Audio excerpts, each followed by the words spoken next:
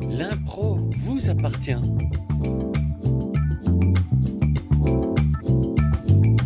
Quand l'improvisation s'invite chez vous. Animé par Arthur Palumbo. Et Olivier Ventron.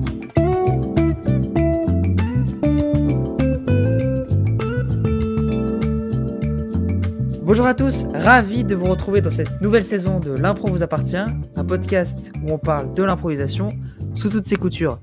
Nouvelle saison donc, avec des nouvelles musiques, des nouvelles thématiques, des nouvelles rubriques, mais aussi et surtout de nouveaux invités et un nouveau chroniqueur que je vous propose dès à présent de découvrir. Elle était juriste en droit européen et un jour, elle a décidé de faire de sa passion son métier. Aujourd'hui installée au Luxembourg, elle propose avec la compagnie qui pétille le spectacle Freaks, ainsi que l'événement Artistes en exil, dont on parlera un peu plus tard. C'est Céline Camara. Bonjour Céline. Bonjour Arthur, salut Olivier, et salut à l'autre personne qui est là. Je suis ravie d'être là, merci beaucoup de m'accueillir sur ton super podcast.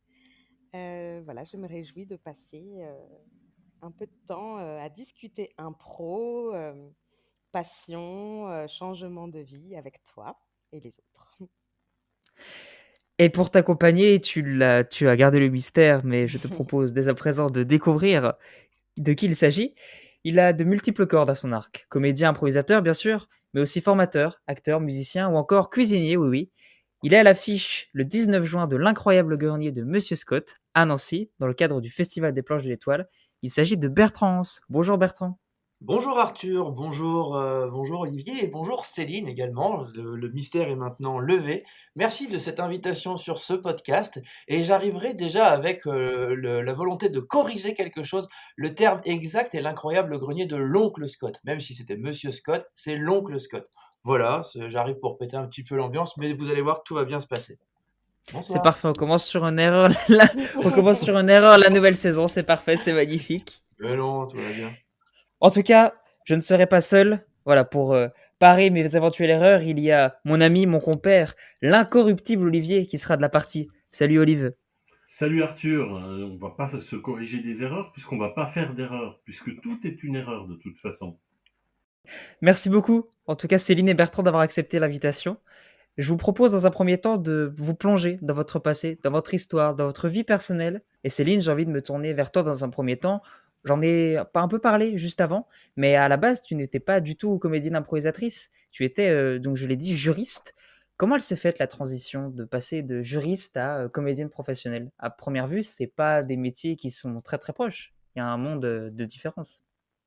Ben oui, c'est assez différent. Alors pour donner une idée, donc moi je faisais de la recherche en droit. Donc je vais pas vous donner trop de détails parce que tout le monde va s'endormir, mais en gros, j'ai travaillé dans un institut de recherche juridique. J'étais spécialisée en droit européen de la famille et donc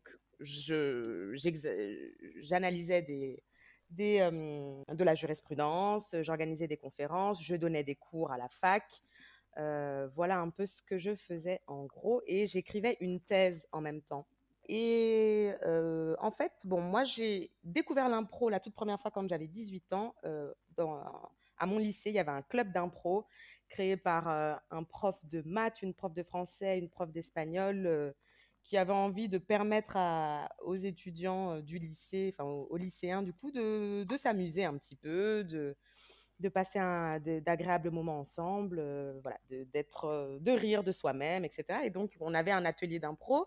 J'en ai fait pendant un an, j'avais bien aimé. Puis après, bon, voilà, je suis partie faire ma vie, faire mes études de droit parce que je ne savais pas trop ce que je voulais faire, mais que bon, mes parents m'avaient dit, allez, c'est bien, tu trouveras du travail, etc. Voilà un peu le truc. Donc, je suis partie comme ça pour faire mes études de droit, mais sans particulière conviction, mais j'ai appris à vraiment aimer ça. J'ai fait en plus une partie de mes études en Angleterre, donc c'était assez sympathique et tout ça. Bref, donc j'arrive ensuite au Luxembourg où je commence ma thèse, où je travaille en tant que chercheuse et je cherchais une activité pour rencontrer d'autres gens que des juristes, parce que les juristes sont fort sympathiques, mais c'est toujours quand même sympa dans la vie de... Quand tu vois que tu es là un peu trop en mode à rire sur des blagues de jurisprudence de la Cour de justice de l'Union européenne, tu te dis, bon, au bout d'un moment, il faut un peu sortir de sa bulle.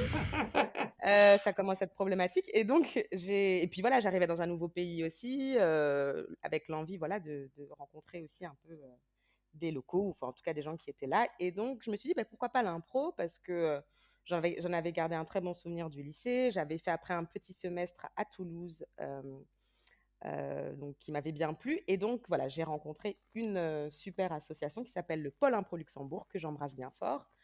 Et je me suis investie dans cette assoce. Et comme j'avais un travail qui était très flexible, j'avais beaucoup de temps, j'ai fait de plus en plus d'impro. J'ai allé à des festivals en France. J'ai commencé aussi à me faire des formations un peu en Belgique, un peu partout, parce qu'il faut savoir que la scène luxembourgeoise est assez petite et donc très ouverte vers l'extérieur. Donc, en général, les formateurs qu'on a, c'est des gens qui viennent de Belgique ou de France. Donc, on est déjà d'emblée très ouvert vers ce qui se fait ailleurs, quoi, ce qui est une vraie richesse euh, pour le coup. Et voilà, en fait, ça a commencé à dévorer ma vie, mais j'étais très contente d'être dévorée par l'impro, sauf que ma thèse n'avançait pas du tout, mais que je m'en sortais bien parce que bon, je faisais quand même mon boulot. Mais en gros, en fait, j'ai commencé à faire un peu une crise existentielle, j'ai fait une thérapie parce que ça n'allait pas du tout. J'en ris aujourd'hui et franchement, je suis vraiment heureuse d'être tombée au fond du trou parce que ça m'a permis finalement de décider vraiment de ce que je voulais faire de ma vie, quoi, de me mettre une bonne claque et de me dire, bon, en fait, qu'est-ce que tu veux, qu'est-ce que tu aimes faire, qu'est-ce qui te fait vibrer. Voilà, j'avais à l'époque, j'avais 28, 29 ans. Voilà, j'ai pas d'enfant. J'avais la vie devant moi. Enfin, je l'ai toujours, j'espère. Enfin, bon, voilà. Et du On coup, en fait, l'espère, oui. je me suis juste dit, en fait, au bout d'un moment, mais oui, en vrai, j'ai pas de schéma que je dois absolument suivre, à me dire, bon, ben voilà. En plus, personnellement, j'avais pas de velléité de me dire que j'ai envie de gagner. Enfin, j'étais pas devenue, je faisais pas de la recherche en droit pour devenir millionnaire, quoi. Et clairement, j'allais pas le devenir. Et donc, il y avait en plus pas particulièrement d'appât du gain pour moi. Enfin, et je crois que dans ma nature, je suis quelqu'un qui peut vivre dans une certaine instabilité aussi. Donc, je crois qu'il y a, voilà, cet appel s'est concrétisé au fur et à mesure. Alors bon, je suis restée dans le déni pendant super longtemps, mais un jour, le 11 juin 2017, donc c'était C'est le très jour, précis. c'est super précis, je m'en rappelle très bien, parce que c'était le 70e anniversaire de mon beau-père. Donc pour la petite histoire, là, tout le monde va connaître toute ma vie. Ma belle famille et mon copain sont allemands. Donc on fêtait les 70 ans de mon beau-père. Et en fait, bon, moi, je parle pas très bien allemand, mais ça me va très bien. Et donc, en fait, dans ces réunions de famille, en général, je suis là, je végète, j'observe les gens. Tout le monde pense que je suis complètement débile, mais moi, en fait, je passe un bon moment et je suis contente. Voilà, en fait, c'est des moments aussi où on n'a pas besoin d'être trop dans le paraître. Voilà, je parle avec des mots-clés, c'est très rudimentaire, très primitif et c'est très bien comme ça. Et donc, on était à cette fête et puis tout le monde buvait un coup. Et puis moi, j'étais un peu toute seule à un moment, mais j'allais très bien. Et en fait, j'ai eu une révélation. En fait, je me suis dit, OK, en fait, aujourd'hui, je décide que je vais arrêter le droit et que je veux devenir comédienne improvisatrice. Et j'ai gardé ça pour moi. J'en ai pas parlé pendant quelques semaines. Mais ça a été un bonheur énorme, en fait, de pouvoir de réaliser ça, quoi. C'était une révélation. Et après ça, bon, voilà, ça m'a pris une petite année pour, un petit peu moins d'un an pour vraiment complètement acter ma reconversion. Mais donc voilà, en fait, comment est-ce qu'on arrive, pour répondre à ta question, comment est-ce qu'on arrive de juriste à comédienne improvisatrice?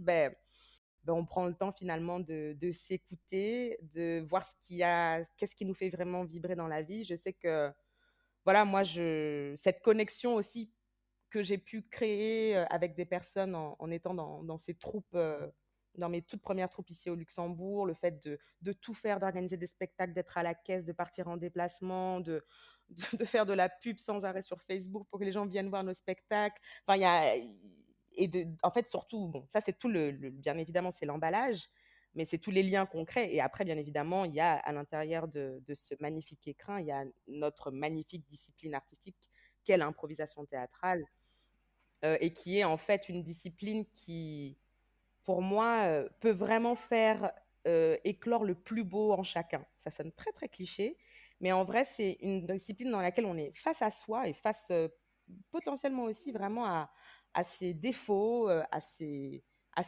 démons. Bon, je ne parle pas du tout en termes psychologiques, mais bon, voilà, moi, je sais que, par exemple, je sais pas, je suis une personne qui a toujours été très première de la classe, qui déteste avoir tort, qui ne supporte pas de faire des fautes, etc. Et en fait, en impro, on apprend de fait, on n'a pas le choix. Si on veut réussir à s'amuser sur le plateau, il faut réussir à se faire confiance, à être indulgent déjà avec soi-même et puis, bien évidemment, à faire confiance à l'autre, à oser aller dans l'inconnu et donc et accepter et embraser les erreurs. Donc pour tout à l'heure, que ce soit Monsieur Scott ou je ne sais pas quoi d'autre, comme disait Olivier, en fait, bon, soit tout est erreur, soit en fait, il n'y a pas d'erreur, il y a que de beaux accidents. Alors, bien évidemment, ça sonne très cliché, mais je trouve que l'impro, pour le coup, c'est quand même concrètement, les gens qui font de l'impro peuvent vraiment avoir l'expérience de ces principes-là qui sont de construire de manière collaborative, de créer dans l'instant, d'être spontané, des choses que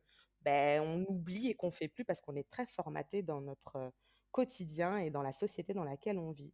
Donc c'est la reconnexion avec moi-même qui m'a amené à choisir en fait, à changer de carrière. Voilà. Bah, merci pour ce beau temps de partage. J'ai envie de me tourner du coup vers toi, forcément Bertrand. Est-ce que toi aussi tu as eu un changement de métier complètement incroyable, dans un certain sens extraordinaire, en tout cas qui sort de l'ordinaire? Comment toi, ton, ton rapprochement avec l'impro il s'est fait?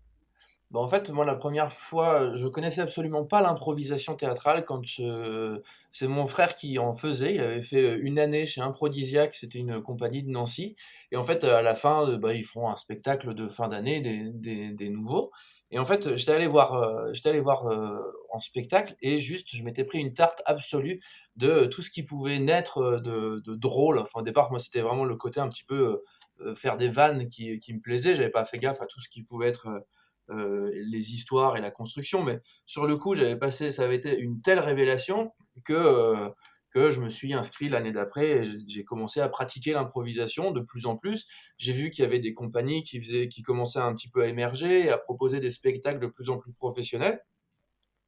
Et parallèlement à ça, moi, je faisais des activités je travaillais dans la restauration rapide, puis après dans la restauration classique.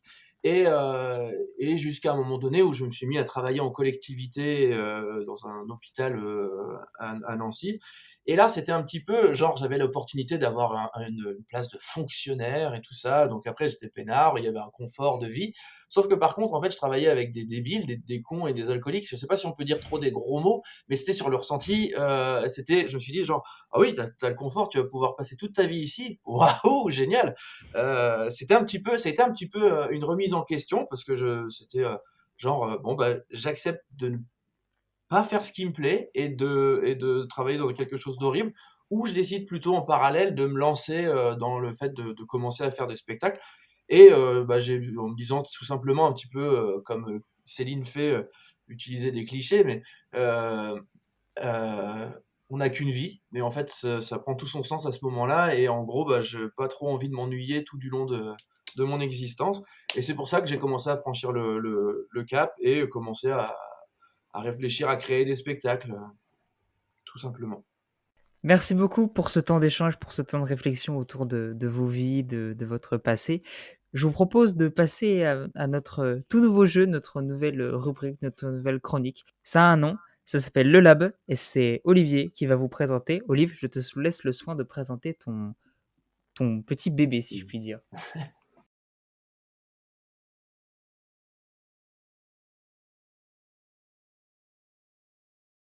Yes, alors on a un super jingle, hein, j'espère que vous en avez bien profité.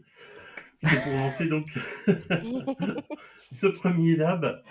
Donc en fait un laboratoire d'expérimentation avec des savants un peu fous, Céline, Bertrand, Arthur et moi. Et donc en fait ce qu'on veut faire c'est de l'impro, mais au lieu d'arriver avec une formule toute faite et de proposer à nos invités de jouer une impro, eh bien on s'est dit on va créer devant vous l'improvisation qu'on va jouer ensuite. On va se donner le style d'impro qu'on veut faire ou l'exercice, peu importe, hein, ça peut être un exercice d'échauffement comme on en fait aussi en impro. Et bien le lab en fait, il va aller puiser dans tout ce qu'on connaît de l'impro qu'on peut trouver à gauche, à droite, sur des sites, etc. Tout ce qu'on connaît.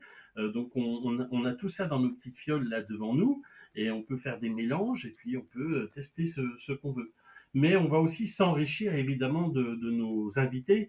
Et l'intérêt du lab, c'est qu'on accumule de nouvelles connaissances et qu'on essaie des exercices ou des impros que nos invités nous proposent. Alors, ça sera soit l'un, soit l'autre en fonction de l'inspiration de nos invités. Et puis, un point important, c'est que, on le sait, vous pouvez réagir dessus si vous le voulez, Céline et Bertrand, mais l'impro, c'est un spectacle vivant, ça se joue sur scène, et c'est toujours un peu compliqué, soit de le faire à la radio, soit de revoir des vidéos de spectacles d'impro. C'est pour ça qu'on en trouve très peu sur Internet, parce que ça passe pas forcément très bien. Eh ben, on va faire du test and learn, on va tester des choses. Si ça fonctionne, eh ben, tant mieux. Si ça fonctionne pas, eh bien, on compte sur votre indulgence. Voilà. Alors, j'ai besoin, ou alors, ce que je propose, c'est que du coup, cette impulsion verbale, on va l'adapter pour la jouer tous au tour à tour. On va raconter. Alors, j'ai quitté ma voix de personnage comme ça pour vous proposer, vous proposer finalement.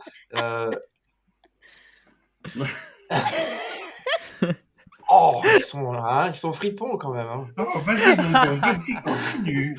Alors, très bien. Alors, moi, je vous proposais, plutôt que normalement, il s'agisse d'un passage solo qui est impulsé par une deuxième personne, là, ça serait que tour à tour, on reprenne l'histoire en question et qu'on se fasse des impulsions, on se définisse un ordre. Par exemple, je passe en premier, par exemple, et ensuite c'est Olivier qui m'impulse des mots. Ouais. Ensuite c'est Olivier et c'est Céline qui lui impulse des mots. Ensuite c'est Céline et Arthur lui impulse des mots. Ensuite c'est Arthur et c'est moi qui lui impulse les mots. Ça Ok, marche. très bien. Très bien. Donc ça veut dire qu'on parle en même temps que tu parles pour donner des mots, c'est ça? Ouais, Par-dessus ta voix, il faut que tu les entendes. voilà, c'est ça. Ok. Oui, ok. On est plutôt en style dynamique, on dit une ou deux phrases, Bertrand, chacun, ou on va faire qu'un seul tour? Quand on le sent. En vrai, je peux pas savoir ce qu'on va dire, donc ça sera à nous d'estimer quand on arrête Ok. l'histoire. Est-ce que, du coup, c'est moi qui commence. Est-ce que je peux avoir un thème, s'il vous plaît, pour cette histoire? Bien sûr, la révélation. La révélation. Ok, très bien. On va rester dans le mysticisme. Très bien. Est-ce qu'on a un top départ? Ah, mais Ah, bien le sûr. top Mario Kart, s'il vous plaît, quand même. Bien sûr. La révélation.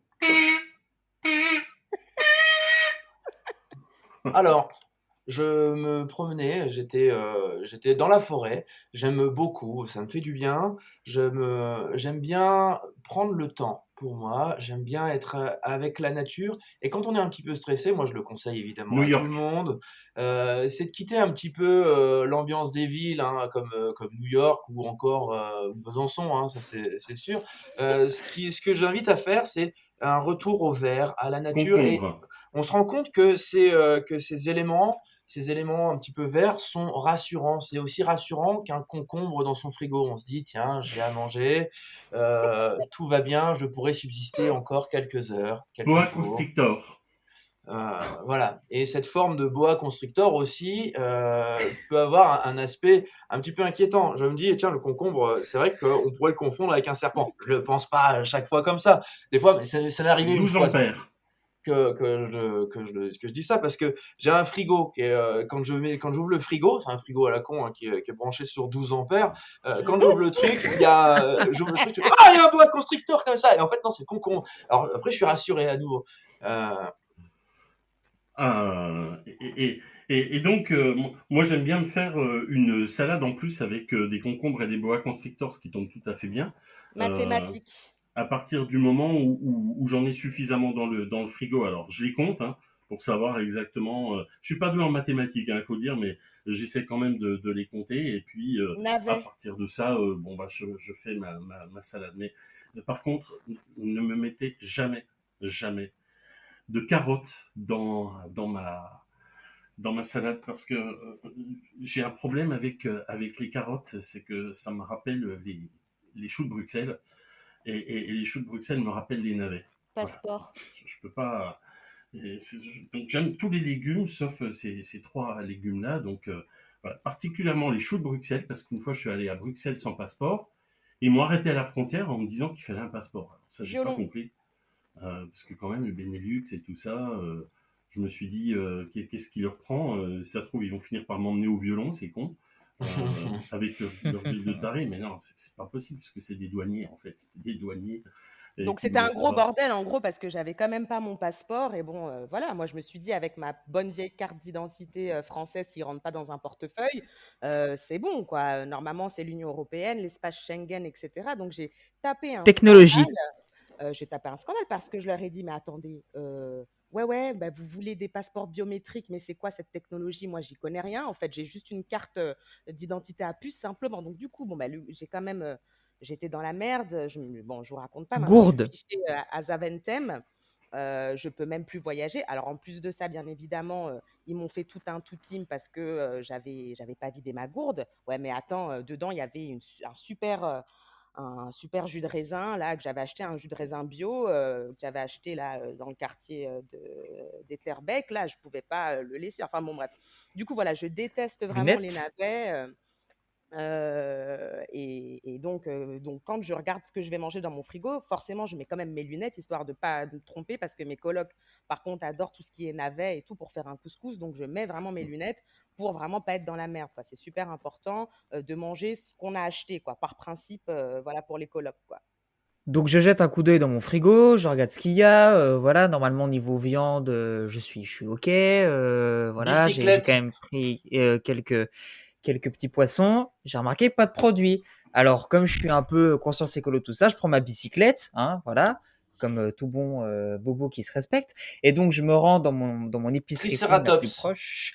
Donc je me rends. C'est une petite boutique toute sympa, très mignonne. Il y a une petite ambiance un peu enfantine. Il y a des petits gâteaux en forme de triceratops. Vous savez les petits gâteaux sablés d'un côté, chocolatés de l'autre. Je trouve ça trop mignon. En plus ils étaient équitables, très très bon. Enfin bref, donc j'ai trouvé mon petit fromage très Chausson. bon du coin, très sympa. Et puis il y avait ces chaussons à la tomate, à la provençale. Alors j'ai trouvé ça extraordinaire.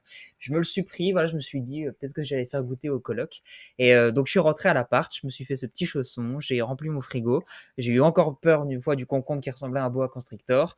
J'ai pas eu de navet, donc je suis bien content. Et donc j'ai pu passer un super moment de repas avec mes colocs. Et là, j'ai eu une révélation, hein, clairement. Euh, j'ai eu une révélation. Je me suis dit, mais ce bon moment avec mes colocs, je l'attends, je l'attends, je l'attends. Mais ça marche pas, Poire. ça matche pas. Comment? Poire. Euh, je vois bien que mes colocs, ils me prennent pour une poire. Je le sais, et j'ai rien à faire avec eux. La révélation, c'est genre, mais évidemment, c'est de trop. Je suis la personne de Gratte-papier. trop. Je suis là pour faire, je suis là pour faire l'administratif. Je suis là pour aller faire les courses. Je suis le gratte-papier. Je suis le porte-sac. Quand il y a un truc qui déconne avec le frigo, c'est Puce. moi qui m'en occupe. Voilà, quand il y a besoin d'aller récupérer une puce de carte téléphone coincée dans une cabine téléphonique pour récupérer 30 centimes de télécommunication, c'est moi qui y vais. Je suis un peu le mec qui sert à tout et qui sert à rien. C'est pour ça, ma décision est prise. Je quitte cette colocation. Voilà, c'était ça ma révélation. Je me suis dit, je, Bonheur. je suis prêt à passer à autre chose. Et c'est pas ici que je trouverai mon bonheur. Donc, il faut que j'aille voir dehors. Catapulte. Il faut que je regarde un peu ce qui se passe par la fenêtre. Il faut que je me catapulte dans un autre monde. Il faut que je puisse m'envoler de mes Tartare. propres ailes. Même si je sens parfois que je porte une armoire sur les épaules. Non, il faut que je me débarrasse de tout ça. Il faut que je parte. Il faut que je parte et que Serment. j'y aille. Non, suffit les serments. Suffit. Maintenant, tais-toi, ferme-la et pars. Ok, merci beaucoup. C'est bien de partir, enfin, de finir sur un départ. Merci à vous, c'était très très cool. Super, merci. Je suis au regret de vous annoncer qu'on arrive sur la fin de l'émission. On a déjà beaucoup de matière, ça fait déjà une émission très riche avec beaucoup de choses dont on a parlé entre les formats, votre passé, il y a beaucoup de choses dont on a parlé. C'était super intéressant, très enrichissant et je suis ravi de vous avoir reçu pour cette première de la nouvelle saison. Je vous laisse les derniers petits mots de la fin si vous voulez conclure sur quelque chose, si vous avez envie de dire une autre maxime, si vous avez la moindre pensée qui vous traverse l'esprit, c'est le moment ou jamais. Céline, avant de clore l'émission. Ben, moi, je voudrais te dire un très grand merci, Arthur, pour l'invitation déjà. Et puis aussi, mais parce que je te l'ai déjà dit, mais pour cette superbe démarche en fait que tu fais et toi d'avoir envie de découvrir un peu ce qui se fait autour. Parce que l'impro, en fait, finalement, c'est vrai que c'est une superbe discipline artistique, mais qui est très peu connue de manière générale, je veux dire. Et après, même nous, en tant qu'improvisateurs, on vit parfois dans nos petites communautés un peu, parfois un peu reclus. Et je trouve que du coup, donc toi, il y a cette envie, voilà, d'aller découvrir des choses, mais je trouve ça d'autant plus chouette que tu le fasses en faisant aussi partager les découvertes que tu fais. Donc, merci et bravo vraiment pour cette belle initiative. Et ça a été un plaisir en tout cas de te rencontrer. J'espère qu'on pourra se voir en vrai. Pareil Olivier, merci aussi pour l'accueil, pour l'enthousiasme, pour le lab. J'ai hâte aussi de découvrir du coup les prochaines éditions. Ça sera moins bien. C'était la première. Donc, peu importe la qualité, mais ça restera la première. Oui. Mais voilà. Vous êtes nos parrains, du coup. Hein. Oh, trop cool, les parrains Vous du êtes les lab. parrains de l'émission. Oh, Les parrains, ouais, les parrains de c'est- la saison. Parrains et Allez, marraines. Hein. Allez, ça fait hop trop là. plaisir. Encore, merci pour ça. Du coup, ça fait encore plus ma soirée. Non, mais franchement, c'est trop chouette. Et puis, Bertrand, je te dis pas toutes les horreurs que j'aimerais te dire parce que Non, on a Messenger pour ça. voilà. Voilà. Bon, Merci Bertrand, beaucoup. Eh bien, pardon, vas-y, je t'ai. non, il y a pas de souci. Bah, moi, je vais essayer de faire concis. En gros, merci beaucoup pour cette invitation. Merci Olivier d'avoir pensé à moi et merci Arthur de m'avoir invité pour cette émission. C'est la deuxième fois que je fais une interview. La première était en anglais, que je maîtrise très peu. Et celle-ci, du coup, j'étais beaucoup plus à l'aise pour parler de trucs. Et c'était hyper cool parce que j'ai passé un très très chouette moment. On a peut-être parlé beaucoup par moment. Alors j'ai peur que même ton émission condensée d'une demi-heure dure 3/4 d'heure. Incompressible. N'hésite pas à couper dans le lard, hein, parce que. Le lard, c'est Céline. Hein. Oh. Voilà, en tout cas, merci. Ça m'a fait vraiment beaucoup de bien aussi parce que je crois que au-delà de ce qu'il y a dans finalement, je parle longtemps. Cette discipline, au-delà du fait d'improviser, je crois que c'est aussi rencontrer des gens, parler à des gens. Ça fait un bien fou et quand on n'a pas trop l'occasion de le faire, on ressent un truc au fond de soi. C'est ce qui m'arrive actuellement. Donc merci pour ça. Olivier, est-ce que tu as envie de rajouter une dernière petite chose? Oui, exceptionnellement, je vais rajouter une petite chose. C'est Céline tout à l'heure qui a dit, je ne sais pas si c'est un lapsus ou pas, ce qu'elle a dit. Elle a dit savoir embraser les erreurs. Moi, je connais savoir embrasser les erreurs, mais pas savoir embraser les erreurs, et j'ai trouvé ça génial. Voilà, donc je l'ai noté sur un petit papier. Et je crois qu'elle a dit aussi quelque chose qu'on pourrait garder pour toutes les fins d'émission, c'est retour dans la fausse vie. Yes. Vous n'avez pas noté des citations de moi parce que là, c'est un peu vexant. Si j'en ai noté une, techniquement c'est une zone d'expérimentation. Ouais, bon. Ouais, oublie. C'est ce que tu as dit de plus intéressant ce soir. Ok, je plaisante. Ok, je note. Non, sorti de son contexte, mais je trouvais que c'était très intéressant. Eh ben merci Olivier pour ce petit mot. Merci encore à nos deux invités d'avoir accepté l'invitation pour nous avoir encore une fois montré que oui, l'impro, ça vous appartient. Je vous souhaite à vous trois une très belle semaine. Je vous souhaite également à vous, auditeurs, une très belle semaine. Et on se retrouve dans 15 jours pour une nouvelle émission. Je vous embrasse. Ciao.